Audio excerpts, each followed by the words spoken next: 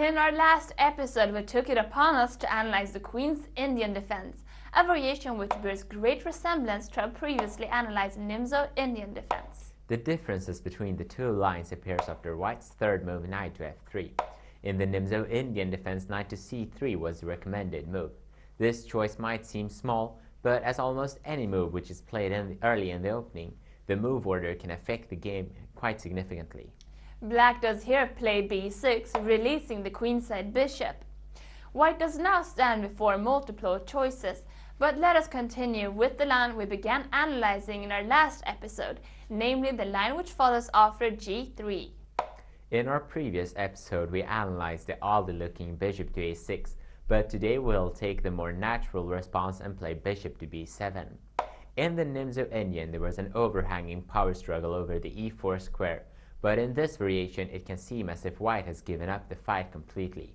That's not true though. White is only biding his time, and if you consider it, the future placing of the bishop on g2 allows for knight to f to d2, which could pin a knight on e4, causing some problems for Black.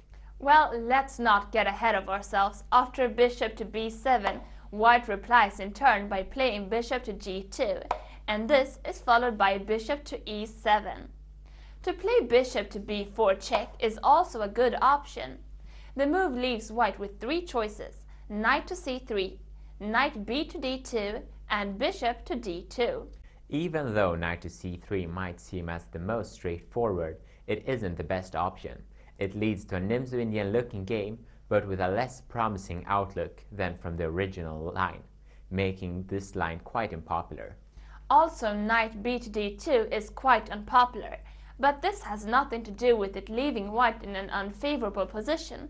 More likely, bishop to d2 has taken precedency since knight to d2 seems unnatural and since it blocks bishop on c1 from developing properly. We will continue with seeing what happens after bishop to d2 in a later episode, so let's go back to after Black's bishop to e7. This is the classical continuation, and it's followed by White's castle kingside. The choice knight to c3 is also worth mentioning. The reason why it can be played now is since Black won't lose a move if he would play bishop to g4, b4.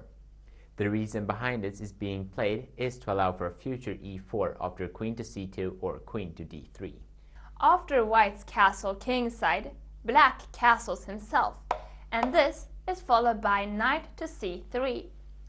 A possibility is to play d5, sacrificing a pawn, but it leads to an interesting game after e takes d5 and White's knight to h4, allowing White to build up a nice attack after c6 and an exchange on d5 and knight to f5.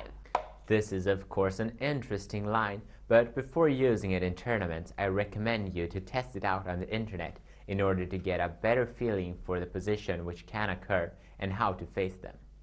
If you don't want to play the gambit, knight to c3 is the move to play, and this is followed by the typical knight to e5. This is one of the most popular positions in the Queen's Indian, and it is quite typical for the opening. Both sides have chosen a very careful development, allowing the game to take almost any turn. But with that, we end this week's episode of The Opening School, and we'll be back again next week, so see you then.